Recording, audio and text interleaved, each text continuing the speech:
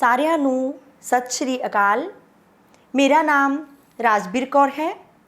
ਮੈਂ ਬਾਬਾ ਨਾਮਦੇਵ ਸਰਕਾਰੀ senior secondary school ਘੁਮਾਣ ਜ਼ਿਲ੍ਹਾ ਗੁਰਦਾਸਪੁਰ ਵਿਖੇ ਬਤੌਰ ਪੰਜਾਬੀ ਅਧਿਆਪਿਕਾ ਸੇਵਾ ਨਿਭਾ ਰਹੀ ਹਾਂ। ਅੱਜ ਅਸੀਂ 9ਵੀਂ ਜਮਾਤ ਦੇ ਪੰਜਾਬੀ ਵਿਸ਼ੇ ਦੇ ਪੇਪਰ ਏ ਦੇ ਪਾਠਕ੍ਰਮ ਵਿੱਚ ਸ਼ਾਮਿਲ ਸਾਹਿਤਮਾਲਾ ਪਾਠ ਪੁਸਤਕ ਵਿੱਚ ਦਰਜ ਆਧੁਨਿਕ ਕਾਵਿ ਦੇ ਕਵੀ ਵਿਧਾਤਾ ਸਿੰਘ ਤੀਰ ਦੀਆਂ ਕਵਿਤਾਵਾਂ ਬਾਰੇ ਗੱਲਬਾਤ ਕਰਾਂਗੇ। ਵਿਧਾਤਾ ਸਿੰਘ ਤੀਰ ਦਾ ਜਨਮ ਪਿਤਾ ਸਰਦਾਰ ਹੀਰਾ ਸਿੰਘ ਅਤੇ ਮਾਤਾ ਕਾਨੀ ਦੇਵੀ ਦੇ ਘਰ ਪਿੰਡ ਕੰਗਰੋਟ ਜ਼ਿਲ੍ਹਾ ਰਾਵਲਪਿੰਡੀ ਪਾਕਿਸਤਾਨ ਵਿੱਚ 15 ਅਗਸਤ 1901 ਈਸਵੀ ਨੂੰ ਹੋਇਆ। ਭਾਵੇਂ ਆਪ ਨੂੰ ਬਕਾਇਦਾ ਵਿੱਦਿਆ ਪ੍ਰਾਪਤੀ ਦਾ ਸੁਭਾਗ ਪ੍ਰਾਪਤ ਨਹੀਂ ਹੋਇਆ, ਪਰ ਆਪ ਨੇ ਅਕਾਲੀ ਲਹਿਰ ਦੇ ਪ੍ਰਭਾਵ ਹੇਠ ਆ ਕੇ ਲਿਖਣਾ ਸ਼ੁਰੂ ਕੀਤਾ। ਵਿਧਾਤਾ ਸਿੰਘ ਤੀਰ ਕਵੀ ਦਰਬਾਰਾਂ ਦੀ ਸ਼ਾਨ ਸਮਝੇ ਜਾਂਦੇ ਸਨ। ਆਪ ਨੇ ਬਹੁਤੀ ਧਾਰਮਿਕ ਅਤੇ ਸਟੇਜੀ ਕਵਿਤਾ ਲਿਖੀ। ਸਰਲਤਾ, ਸਪਸ਼ਟਤਾ ਅਤੇ ਸਾਦਗੀ ਆਪ ਦੀ ਕਾਵਿ ਸ਼ੈਲੀ ਦੇ ਮੁੱਖ ਗੁਣ ਹਨ। ਵਿਧਾਤਾ ਸਿੰਘ ਤੀਰ ਦਾ ਦੇਹਾਂਤ 1973 ਈਸਵੀ ਵਿੱਚ ਹੋਇਆ। ਆਪ ਜੀ ਦੀਆਂ ਮੁੱਖ ਕਾਵਿ ਰਚਨਾਵਾਂ ਹਨ ਅਣਿਆਲੇ ਤੀਰ, ਨਵੇਂ ਨਿਸ਼ਾਨੇ, ਗੂੰਗੇ ਗੀਤ, ਕਾਲ ਕੂਕਾਂ, ਬੰਦਾ ਸਿੰਘ ਬਹਾਦਰ, ਸ਼ਮਸ਼ੇਰ ਦਰਸ਼ਨ ਆਦਿ। 9ਵੀਂ ਜਮਾਤ ਦੇ ਪਾਠਕ੍ਰਮ ਵਿੱਚ ਸ਼ਾਮਿਲ ਵਿਧਾਤਾ ਸਿੰਘ ਤੀਰ ਦੀ ਪਹਿਲੀ ਕਵਿਤਾ ਦਾ ਨਾਂ ਹੈ ਨਵੀਂ ਪੁਰਾਣੀ ਤਹਿਜੀਬ।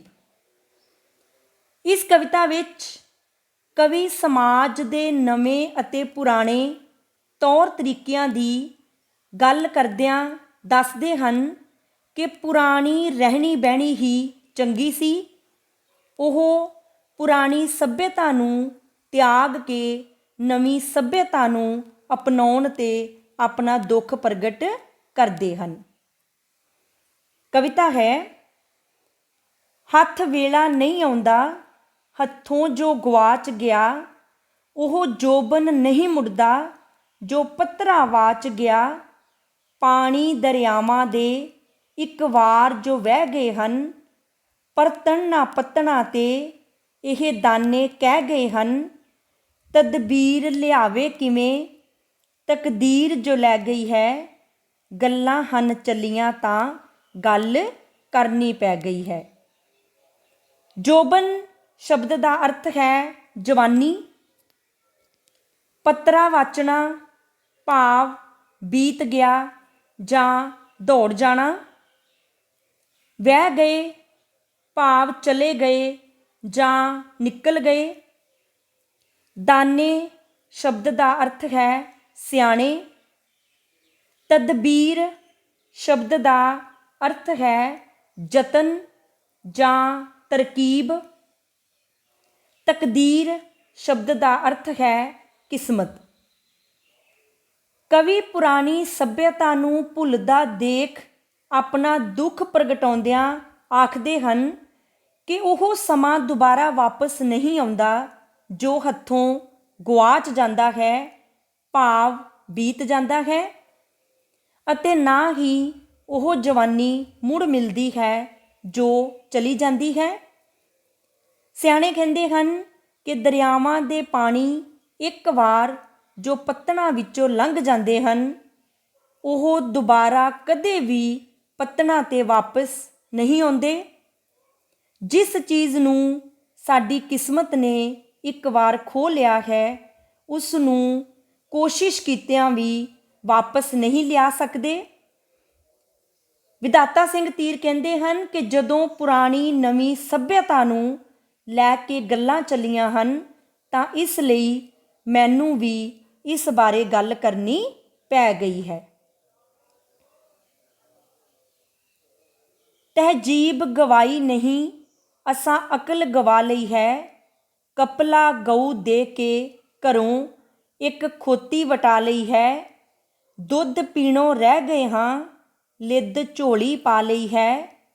ਕੀ ਲਈ ਤਹਿਜ਼ੀਬ ਨਵੀਂ, ਗੱਲ ਜਹਿਮਤ ਪਾ ਲਈ ਹੈ। ਜੇ ਇਹ ਵੀ ਕਹਿ ਦਈਏ ਮਾਸਾ ਨਹੀਂ ਝੂਠ ਕੋਈ, ਰਿਸ਼ੀਆਂ ਦੇ ਚੌਂਕੇ ਵਿੱਚ ਪੱਛਮ ਦੀ ਝੂਠ ਕੋਈ। ਆਈ ਅੱਗ ਲੈਣ ਲਈ ਆ ਕੇ ਘਰ ਪਾ ਬੈਠੀ, ਭਾਰਤ ਦਾ ਸਾਊ ਪੁਣਾ ਸਭ ਰਿੰਨ ਕੇ ਖਾ ਬੈਠੀ। ਤਹਿਜੀਬ ਸ਼ਬਦ ਦਾ ਅਰਥ ਹੈ ਸੱਭਿਅਤਾ। ਕਪਲਾ ਗਊ ਇੱਕ ਗਊ ਜੋ ਮਨ ਚਿਤਵੇ ਪਦਾਰਥ ਦਿੰਦੀ ਹੈ। ਜਹਿਮਤ ਸ਼ਬਦ ਦਾ ਅਰਥ ਹੈ ਰੋਗ ਜਾਂ ਦੁੱਖ ਦਰਦ ਜਾਂ ਬਿਮਾਰੀ। ਵਿਧਾਤਾ ਸਿੰਘ ਤੀਰ ਆਖਦੇ ਹਨ ਕਿ ਅਸੀਂ ਆਪਣੀ ਸੱਭਿਅਤਾ ਹੀ ਨਹੀਂ ਗਵਾਈ, ਸਗੋਂ ਉਸ ਨੂੰ ਇਸ ਤਰ੍ਹਾਂ ਲੱਗਦਾ ਹੈ ਕਿ ਅਸੀਂ ਆਪਣੀ ਅਕਲ ਵੀ ਗਵਾ ਲਈ ਹੈ। ਕਿਉਂ? ਜੇ ਅਸੀਂ ਅਕਲ ਨਾਲ ਸੋਚਦੇ ਤਾਂ ਕਦੇ ਵੀ ਪੁਰਾਣੀ ਸੱਭਿਅਤਾ ਤਿਆਗ ਕੇ ਨਵੀਂ ਸੱਭਿਅਤਾ ਨਹੀਂ ਅਪਣਾਉਂਦੇ। ਸਾਡੀ ਤਹਿਜੀਬ ਭਾਵ ਪੁਰਾਣੀ ਸੱਭਿਅਤਾ ਤਾਂ ਪਵਿੱਤਰ ਕਪਲਾ ਗਊ ਦੀ ਤਰ੍ਹਾਂ ਹੈ। ਅਸੀਂ ਘਰੋਂ ਕਪਲਾ ਗਊ ਦੇ ਕੇ ਇਸ ਦੀ ਥਾਂ ਇੱਕ ਖੋਤੀ ਲੈ ਲਈ ਹੈ, ਭਾਵ ਅਸੀਂ ਚੰਗੀ ਸੱਭਿਅਤਾ ਗਵਾ ਕੇ ਭੈੜੀ ਨਵੀਂ ਸੱਭਿਅਤਾ ਨੂੰ ਅਪਣਾ ਲਿਆ ਹੈ। ਇਸ ਤਰ੍ਹਾਂ ਅਸੀਂ ਦੁੱਧ ਪੀਣ ਤੋਂ ਰਹਿ ਗਏ ਹਾਂ ਅਤੇ ਲਿੱਦ ਆਪਣੀ ਝੋਲੀ ਦੇ ਵਿੱਚ ਪਾ ਲਈ ਹੈ, ਅਰਥਾਤ ਚੰਗੀਆਂ ਗੱਲਾਂ ਛੱਡ ਕੇ ਬੁਰੀਆਂ ਗੱਲਾਂ ਨੂੰ ਅਪਣਾ ਲਿਆ ਹੈ। ਅਸੀਂ ਨਵੀਂ ਸੱਭਿਅਤਾ ਕਾਹਦੀ ਅਪਣਾਈ ਹੈ? ਅਸੀਂ ਤਾਂ ਗਲ ਬਿਮਾਰੀ ਪਾ ਲਈ ਹੈ। ਇਸ ਗੱਲ ਵਿੱਚ ਵੀ ਮਾਸਾ ਝੂਠ ਨਹੀਂ ਕਿ ਨਵੀਂ ਸੱਭਿਅਤਾ ਅਪਣਾਉਣ ਨਾਲ ਰਿਸ਼ੀ ਮੁਨੀਆਂ ਦੇ ਭਾਰਤ ਰੂਪੀ ਚੌਂਕੇ ਵਿੱਚ ਪੱਛਮ ਦੀ ਝੂਠ ਆ ਗਈ ਹੈ, ਜਿਸ ਨੇ ਸਾਡੇ ਪਵਿੱਤਰ ਦੇਸ਼ ਨੂੰ ਅਪਵਿੱਤਰ ਕਰ ਦਿੱਤਾ ਹੈ। ਅੰਗਰੇਜ਼ ਤਾਂ ਭਾਰਤ ਵਿੱਚ ਵਪਾਰ ਕਰਨ ਆਏ ਸਨ, ਪਰ ਇੱਥੇ ਹੀ ਘਰ ਪਾ ਬੈਠ ਗਏ, ਭਾਵ ਕਬਜ਼ਾ ਕਰਕੇ ਬੈਠ ਗਏ। ਪੱਛਮੀ ਸੱਭਿਅਤਾ ਵੀ ਅੰਗਰੇਜ਼ਾਂ ਦੇ ਨਾਲ ਹੀ ਇੱਧਰ ਆਈ ਸੀ, ਪਰ ਇਹ ਵੀ ਇੱਥੇ ਘਰ ਕਰ ਬੈਠੀ ਹੈ। ਇਸ ਨੇ ਭਾਰਤ ਦੀ ਸ਼ਰਾਫਤ ਰਿੰਨ ਕੇ ਖਾ ਲਈ ਹੈ, ਭਾਵ ਖਤਮ ਕਰ ਦਿੱਤੀ ਹੈ।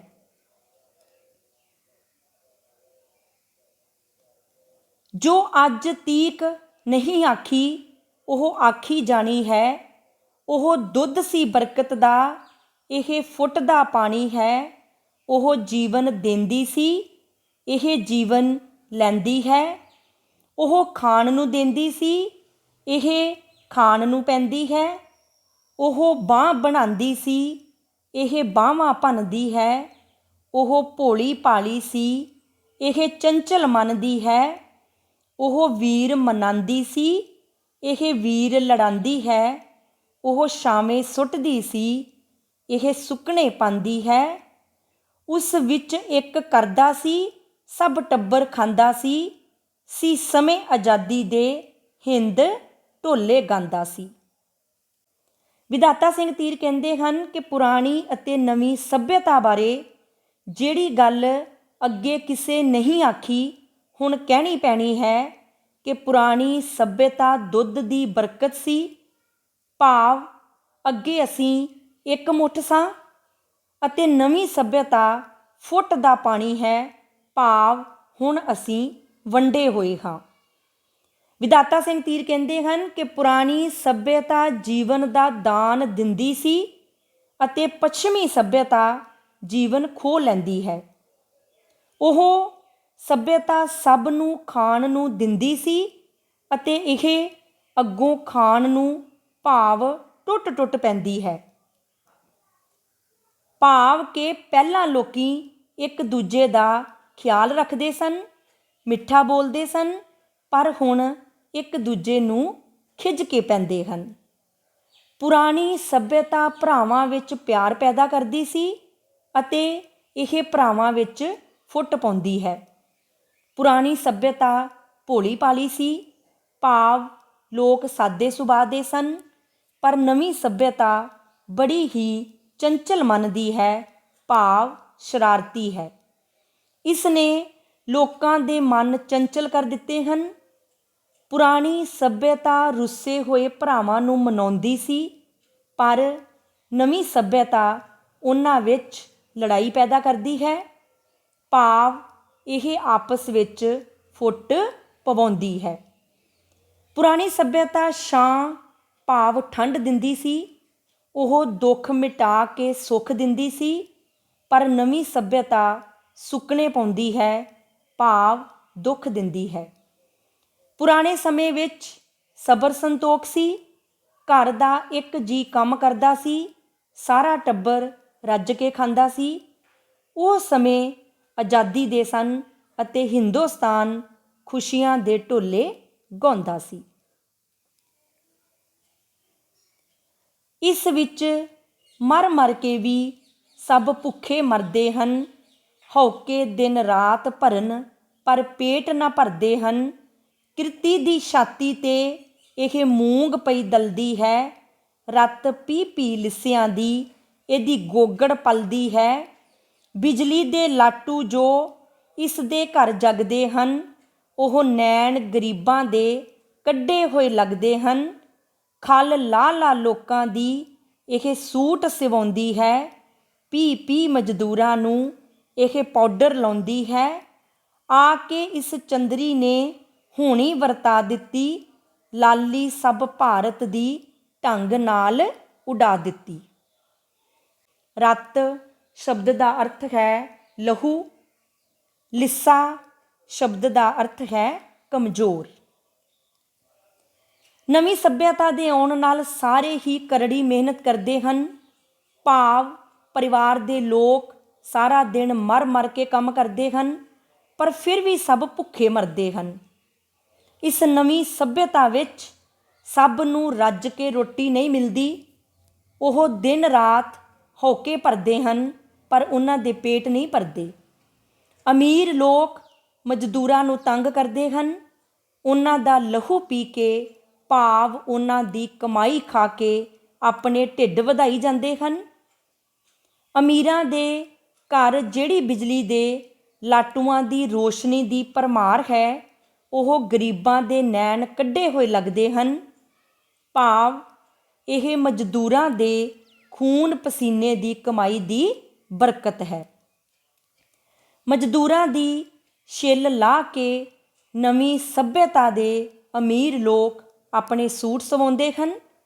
ਉਹਨਾਂ ਦੀਆਂ ਹੱਡੀਆਂ ਨੂੰ ਪੀਹ ਕੇ, ਭਾਵ ਮਜ਼ਦੂਰਾਂ ਦੀ ਕਮਾਈ ਦਾ ਹੱਕ ਮਾਰ ਕੇ ਨਵੀਂ ਸੱਭਿਅਤਾ ਮੂੰਹ 'ਤੇ ਪਾਊਡਰ ਲਾਉਂਦੀ ਹੈ, ਭਾਵ ਆਪਣਾ ਮੂੰਹ ਮੱਥਾ ਸੰਵਾਰਦੀ ਹੈ। ਇਸ ਚੰਦਰੀ ਨਵੀਂ ਸੱਭਿਅਤਾ ਨੇ ਆ ਕੇ ਅਜਿਹੀ ਹੋਣੀ ਵਰਤਾ ਦਿੱਤੀ ਹੈ ਕਿ ਭਾਰਤ ਦੀ ਲਾਲੀ, ਭਾਵ ਪੁਰਾਣੀ ਸ਼ਾਨ ਖਤਮ ਕਰ ਦਿੱਤੀ ਹੈ। ਪਿਛਲੇ ਵਰਿਆਮਾਂ ਦੇ ਹੁਣ ਨਾਵੇਂ ਰਹਿ ਗਏ ਹਨ, ਅੱਜ ਕੱਲ੍ਹ ਦੇ ਗੱਭਰੂ ਤਾਂ ਪਰਛਾਵੇਂ ਰਹਿ ਗਏ ਹਨ। ਪੈਲੀ ਦੀ ਵਾਟ ਕਰਨ ਤਾਂ ਕੋਠੀ ਹਲਦੀ ਹੈ, ਮੂੰਗੀ ਦੀ ਦਾਲ ਪਈ ਨਾ ਢਿੱਡ ਵਿੱਚ ਗਲਦੀ ਹੈ। ਇਹ ਬਿਜਲੀ ਕੜਕ ਪਈ ਭਾਰਤ ਦੇ ਵੇਸਾਂ 'ਤੇ, ਇਸ ਕੈਂਚੀ ਧਰ ਦਿੱਤੀ ਕੁੜੀਆਂ ਦਿਆਂ ਕੇਸਾਂ 'ਤੇ। ਕੀ ਹੈ ਤਹਿਜੀਬ ਨਵੀਂ ਟਿੱਕਾ ਬਦਨਾਮੀ ਦਾ, ਹਿੰਦ ਦੇ ਗਲ ਲਟਕ ਰਿਹਾ ਇੱਕ ਤੌਕ ਗੁਲਾਮੀ ਦਾ। ਵਰਿਆਮਾ ਭਾਵ ਸੂਰਮੇ ਜਾਂ ਬਹਾਦਰ। ਪੈਲੀ ਦੀ ਵਾਟ ਭਾਵ ਖੇਤਾਂ ਤੱਕ ਦਾ ਸਫ਼ਰ। ਕੋਠੀ ਸ਼ਬਦ ਦਾ ਅਰਥ ਹੈ ਦਿਲ। ਹਲਦੀ ਸ਼ਬਦ ਦਾ ਅਰਥ ਹੈ ਧੜਕਦੀ। ਵੇਸ ਸ਼ਬਦ ਦਾ ਅਰਥ ਹੈ ਪਹਿਰਾਵਾ। ਤੌਕ ਸ਼ਬਦ ਦਾ ਅਰਥ ਹੈ ਅਪਰਾਧੀ ਦੇ ਗਲ ਪਾਈ ਭਾਰੀ ਜੰਜੀਰ, ਭਾਵ ਗਲ ਬੰਧਨ ਜਾਂ ਪਟਾ। ਵਿਧਾਤਾ ਸਿੰਘ ਤੀਰ ਆਖਦੇ ਹਨ ਕਿ ਪੁਰਾਣੇ ਸਮੇਂ ਦੇ ਬਹਾਦਰ ਲੋਕਾਂ ਦੇ ਸਿਰਫ ਹੁਣ ਨਾਂ ਹੀ ਲੱਭਦੇ ਹਨ, ਪਰ ਨਵੀਂ ਸੱਭਿਅਤਾ ਦੇ ਰੰਗ ਵਿੱਚ ਰੰਗੇ ਗੱਭਰੂ ਆਪਣੀ ਸਿਹਤ ਗਵਾ ਕੇ ਪਰਛਾਵਿਆਂ ਦੀ ਤਰ੍ਹਾਂ ਲੱਗਦੇ ਹਨ।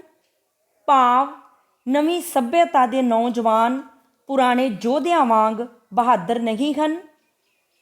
ਜੇ ਨਵੀਂ ਪੀੜ੍ਹੀ ਦੇ ਨੌਜਵਾਨਾਂ ਨੂੰ ਖੇਤਾਂ ਤੱਕ ਤੁਰ ਕੇ ਜਾਣਾ ਪਵੇ ਤਾਂ ਇਹਨਾਂ ਦਾ ਦਿਲ ਧੜਕਦਾ ਹੈ। ਇਹਨਾਂ ਦੇ ਸਰੀਰ ਇੰਨੇ ਕਮਜ਼ੋਰ ਹੋ ਗਏ ਹਨ ਕਿ ਮੂੰਗੀ ਦੀ ਦਾਲ ਵੀ ਹਜਮ ਨਹੀਂ ਕਰ ਸਕਦੇ।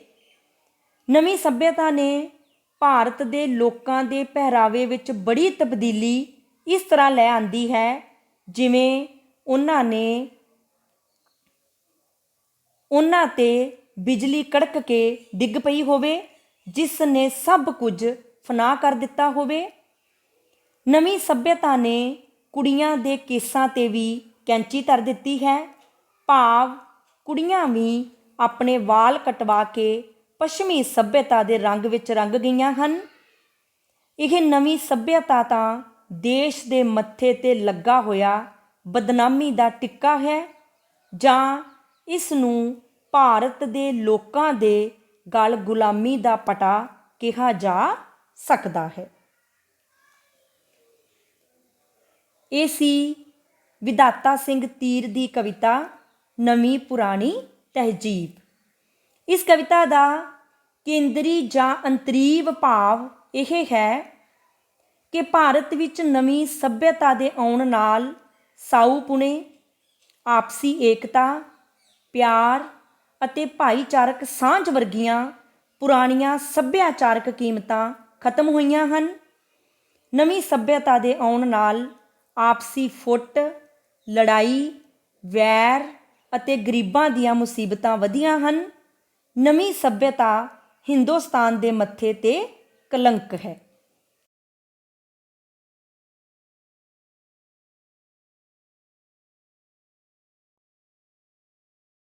ਨੌਵੀਂ ਜਮਾਤ ਦੇ ਪਾਠਕ੍ਰਮ ਵਿੱਚ ਸ਼ਾਮਿਲ ਵਿਧਾਤਾ ਸਿੰਘ ਤੀਰ ਦੀ ਦੂਸਰੀ ਕਵਿਤਾ ਦਾ ਨਾਂ ਹੈ ਨੌਜਵਾਨ ਹਿੰਦੀ ਨੂੰ। ਇਸ ਕਵਿਤਾ ਵਿੱਚ ਕਵੀ ਹਿੰਦੁਸਤਾਨ ਦੇ ਨੌਜਵਾਨ ਨੂੰ ਸੰਬੋਧਨ ਕਰਦਿਆਂ ਹੋਇਆਂ ਕਹਿੰਦੇ ਹਨ ਕਿ ਉਹ ਸ਼ੇਰ ਬਣ ਕੇ ਆਪਣੇ ਦੇਸ਼ ਦੀ ਰੱਖਿਆ ਕਰੇ, ਕਿਉਂਕਿ ਉਹੀ ਆਪਣੇ ਭਾਰਤ ਦੀ ਸ਼ਾਨ ਹੈ। ਕਵਿਤਾ ਹੈ, ਪਰਵਾਨਾ ਬਣ ਕੇ ਦੱਸ ਤੂੰ ਹਿੰਦੁਸਤਾਨ ਦਾ, ਡੰਕਾ ਵਜਾ ਦੇ ਸ਼ੇਰਾ ਤੂੰ ਭਾਰਤ ਦੀ ਸ਼ਾਨ ਦਾ। ਭਾਰਤ ਲਈ ਸ਼ਹੀਦ ਜੇ ਲੜਦਾ ਵੀ ਹੋ ਗਿਓ, ਤਾਰਾ ਬਣੇਗਾ ਜਗਤ ਤੇ ਫਿਰ ਆਸਮਾਨ ਦਾ।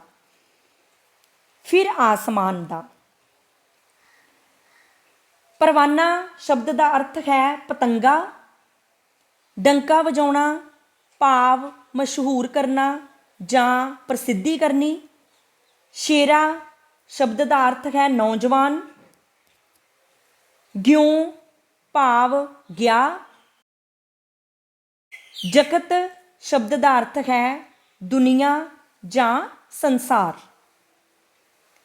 ਵਿਧਾਤਾ ਸਿੰਘ ਤੀਰ ਹਿੰਦੁਸਤਾਨ ਦੇ ਨੌਜਵਾਨ ਨੂੰ ਕਹਿੰਦੇ ਹਨ ਕਿ ਤੂੰ ਪਤੰਗਾ ਬਣ ਕੇ ਆਪਣੇ ਦੇਸ਼ ਦੀ ਖਾਤਰ ਹਰ ਕੁਰਬਾਨੀ ਕਰਨ ਲਈ ਤਿਆਰ ਰਹਿ। ਤੂੰ ਭਾਰਤ ਮਾਂ ਦਾ ਸ਼ੇਰ ਪੁੱਤਰ ਹੈ। ਤੂੰ ਭਾਰਤ ਦੀ ਸ਼ਾਨ ਦਾ ਡੰਕਾ ਵਜਾ ਕੇ ਉਸ ਦੀ ਚਰਚਾ ਹਰ ਪਾਸੇ ਕਰ ਦੇ।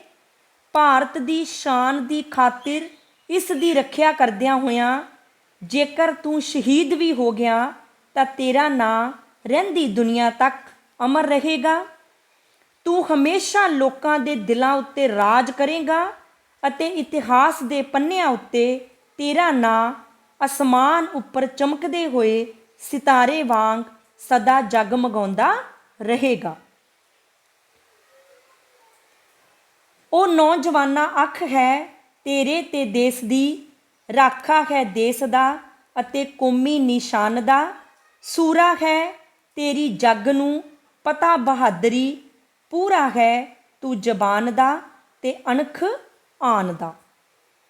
ਰਾਖਾ ਸ਼ਬਦ ਦਾ ਅਰਥ ਹੈ ਰਾਖੀ ਕਰਨ ਵਾਲਾ ਭਾਵ ਰਖਵਾਲਾ।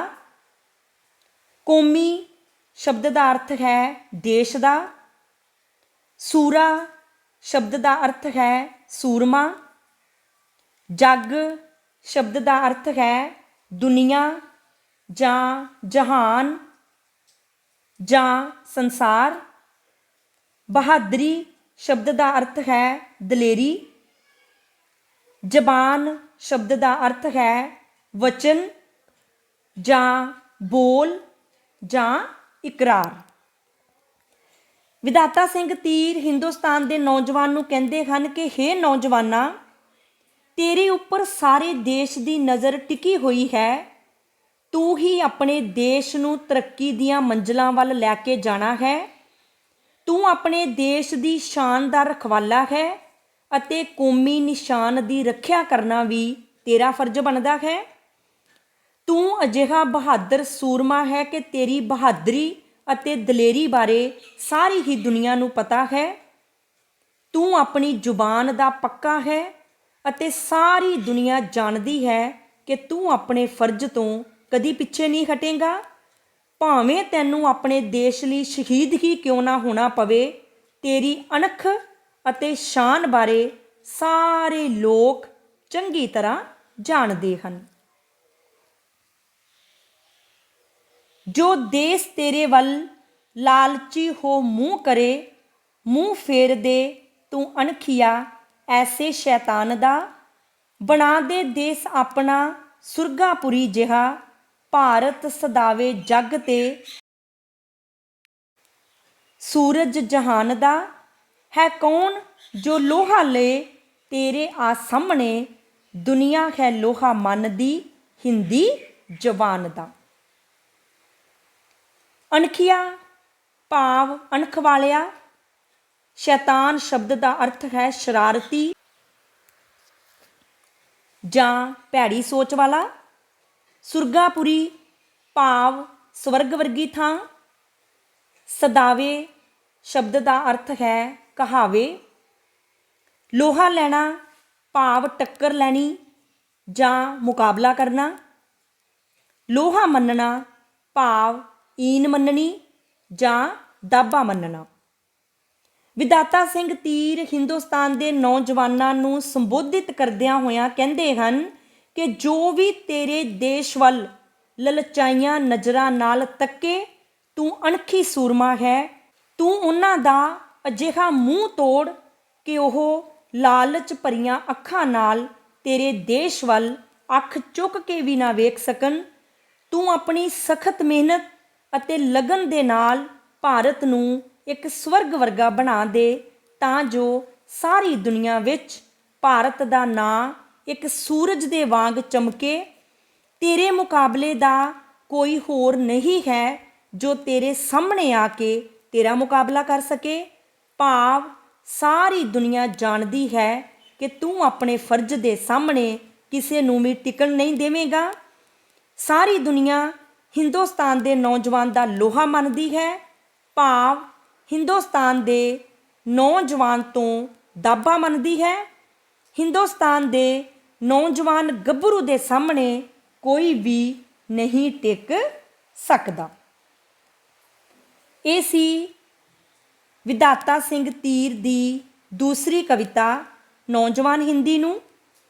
ਇਸ ਕਵਿਤਾ ਦਾ ਕੇਂਦਰੀ ਜਾਂ ਅੰਤਰੀਵ ਭਾਵ ਇਹ ਹੈ ਕਿ ਭਾਰਤੀ ਨੌਜਵਾਨ ਨੂੰ ਆਪਣੇ ਦੇਸ਼ ਦੀ ਖਾਤਰ ਬਹਾਦਰੀ ਨਾਲ ਦੁਸ਼ਮਣ ਨਾਲ ਲੋਹਾ ਲੈਣਾ ਆਉਂਦਾ ਹੈ ਅਤੇ ਉਸ ਦੀ ਬਹਾਦਰੀ ਦੇ ਚਰਚੇ ਹਰ ਪਾਸੇ ਹਨ। ਸਾਰੀ ਦੁਨੀਆ ਉਸ ਦੀ ਸੂਰਬੀਰਤਾ ਤੋਂ ਡਰਦੀ ਹੈ। ਦੇਸ਼ ਵੱਲ ਭੈੜੀ ਨਜ਼ਰ ਨਾਲ ਤੱਕਣ ਵਾਲੇ ਦਾ ਮੂੰਹ ਇਸ ਨੇ ਹਮੇਸ਼ਾ ਭੰਨਿਆ ਹੈ।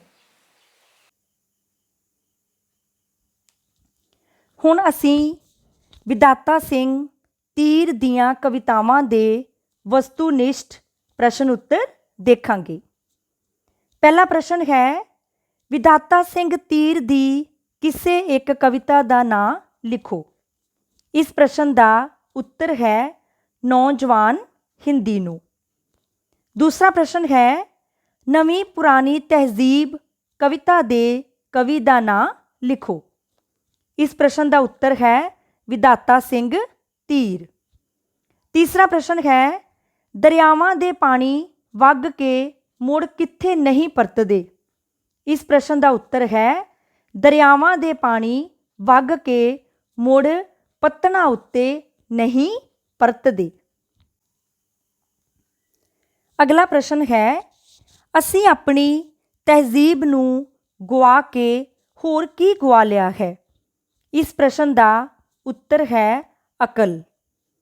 ਅਗਲਾ ਪ੍ਰਸ਼ਨ ਹੈ ਅਸੀਂ ਆਪਣੇ ਘਰੋਂ ਕੀ ਦੇ ਕੇ ਖੋਤੀ ਵਟਾ ਲਈ ਹੈ? ਇਸ ਪ੍ਰਸ਼ਨ ਦਾ ਉੱਤਰ ਹੈ ਕਪਲਾ ਗਊ।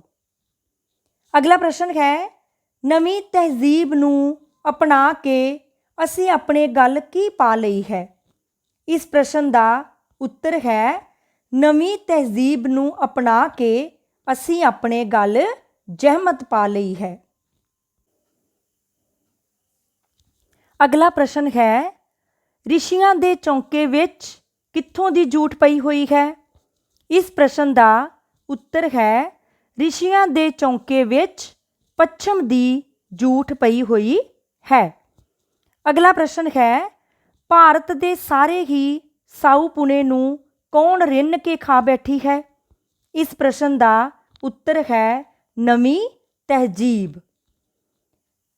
ਅਗਲਾ ਪ੍ਰਸ਼ਨ ਹੈ ਕਵੀ ਅਨੁਸਾਰ ਜੇ ਪੁਰਾਣੀ ਤਹਿਜ਼ੀਬ ਭੋਲੀ ਭਾਲੀ ਸੀ ਤਾਂ ਨਵੀਂ ਤਹਿਜ਼ੀਬ ਕਿਸ ਤਰ੍ਹਾਂ ਦੀ ਹੈ? ਇਸ ਪ੍ਰਸ਼ਨ ਦਾ ਉੱਤਰ ਹੈ ਚੰਚਲ ਮਨ ਦੀ। ਅਗਲਾ ਪ੍ਰਸ਼ਨ ਹੈ ਕਿਹੜੀ ਤਹਿਜ਼ੀਬ ਦੇ ਅੰਦਰ ਪਰਿਵਾਰ ਦਾ ਇੱਕ ਜੀ ਕਮਾਉਂਦਾ ਸੀ ਅਤੇ ਸਾਰਾ ਹੀ ਟੱਬਰ ਖਾਂਦਾ ਸੀ? ਇਸ ਪ੍ਰਸ਼ਨ ਦਾ ਉੱਤਰ ਹੈ ਪੁਰਾਣੀ ਤਹਿਜ਼ੀਬ ਦੇ ਅੰਦਰ। ਅਗਲਾ ਪ੍ਰਸ਼ਨ ਹੈ ਨਵੀਂ ਤਹਿਜ਼ੀਬ ਕਿਸ ਦੀ ਛਾਤੀ ਉੱਤੇ ਮੂੰਗ ਦਲਦੀ ਹੈ? ਇਸ ਪ੍ਰਸ਼ਨ ਦਾ ਉੱਤਰ ਹੈ ਕਿਰਤੀ ਦੀ। ਅਗਲਾ ਪ੍ਰਸ਼ਨ ਹੈ ਨਵੀਂ ਤਹਿਜ਼ੀਬ ਦੀ ਗੋਗੜ ਕਿਸ ਤਰ੍ਹਾਂ ਪਲਦੀ ਹੈ? ਇਸ ਪ੍ਰਸ਼ਨ ਦਾ ਉੱਤਰ ਹੈ ਕਮਜ਼ੋਰਾਂ ਦਾ ਖੂਨ ਪੀ ਕੇ। ਅਗਲਾ ਪ੍ਰਸ਼ਨ ਹੈ ਨਵੀਂ ਸੱਭਿਅਤਾ ਨੇ ਭਾਰਤ ਦੀਆਂ ਕੁੜੀਆਂ ਦੇ ਕੇਸਾਂ ਉੱਤੇ ਕੀ ਰੱਖ ਦਿੱਤਾ ਹੈ? ਇਸ ਪ੍ਰਸ਼ਨ ਦਾ ਉੱਤਰ ਹੈ ਨਵੀਂ ਸੱਭਿਅਤਾ ਨੇ ਭਾਰਤ ਦੀਆਂ ਕੁੜੀਆਂ ਦੇ ਕੇਸਾਂ ਉੱਤੇ ਕੈਂਚੀ ਰੱਖ ਦਿੱਤੀ ਹੈ। ਅਗਲਾ ਪ੍ਰਸ਼ਨ ਹੈ ਨਵੀਂ ਤਹਿਜ਼ੀਬ ਭਾਰਤ ਦੇ ਗਲ ਵਿੱਚ ਕਿਸ ਤਰ੍ਹਾਂ ਦੀ ਲੱਗ ਰਹੀ ਹੈ? ਇਸ ਪ੍ਰਸ਼ਨ ਦਾ ਉੱਤਰ ਹੈ ਨਵੀਂ ਤਹਿਜ਼ੀਬ ਭਾਰਤ ਦੇ ਗਲ ਵਿੱਚ ਗੁਲਾਮੀ ਦਾ ਪਟਾ ਲੱਗ ਰਹੀ ਹੈ। ਅਗਲਾ ਪ੍ਰਸ਼ਨ ਹੈ ਭਾਰਤ ਦੀ ਸ਼ਾਨ ਦਾ ਡੰਕਾ ਵਜਾਉਣ ਲਈ ਕਵੀ ਨੇ ਕਿਸ ਨੂੰ ਕਿਹਾ ਹੈ? ਇਸ ਪ੍ਰਸ਼ਨ ਦਾ ਉੱਤਰ ਹੈ ਕਵੀ ਨੇ ਹਿੰਦੁਸਤਾਨ ਦੇ ਨੌਜਵਾਨ ਨੂੰ ਕਿਹਾ ਹੈ। ਅਗਲਾ ਪ੍ਰਸ਼ਨ ਹੈ ਭਾਰਤ ਦਾ ਨੌਜਵਾਨ ਜਗਤ ਅਤੇ ਅਸਮਾਨ ਦਾ ਤਾਰਾ ਕਿਵੇਂ ਬਣੇਗਾ?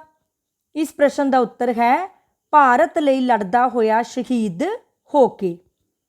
ਅਗਲਾ ਪ੍ਰਸ਼ਨ ਹੈ ਭਾਰਤ ਦਾ ਨੌਜਵਾਨ ਕਿਸ ਦਾ ਰਾਖਾ ਹੈ? ਇਸ ਪ੍ਰਸ਼ਨ ਦਾ ਉੱਤਰ ਹੈ ਦੇਸ਼ ਅਤੇ ਕੌਮੀ ਨਿਸ਼ਾਨ ਦਾ।